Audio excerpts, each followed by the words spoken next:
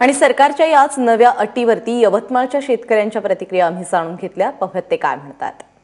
मार्केटमध्ये कसं आहे, मार्केटमध्ये जर आहे कृषी उत्पन्न बाजार समितीमध्ये काय पॉझिटिव्ह होण्याचे चान्सेस राहते आणि त्यामुळे जे कमिटी राहील ती पारदर्शक असली पाहिजे आणि प्रत्यक्षरित्या पंचनामा व्हायला पाहिजे आणि तशी तूर घ्यायला पाहिजे.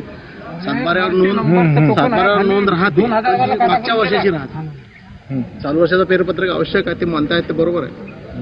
7/12/8 आणि ती काय त्यांनी दिलेले पेपर आहे सर्वांजवळ, असायलाही पाहिजे. शेतकरी म्हटल्यावर त्याच्यावर जवळ असतात. त्यामुळे घेतलेला निर्णय लवकरात लवकर अंमलात आला पाहिजे. निर्णय योग्य आहे. फक्त पंचनामा करताना त्या ढिगावरती जाऊन एसडीओ जी काही कमिटी आहे त्या ढिगावरती जाऊन त्या शेतकऱ्याचं नाव आणि ते पंचनामा करावा.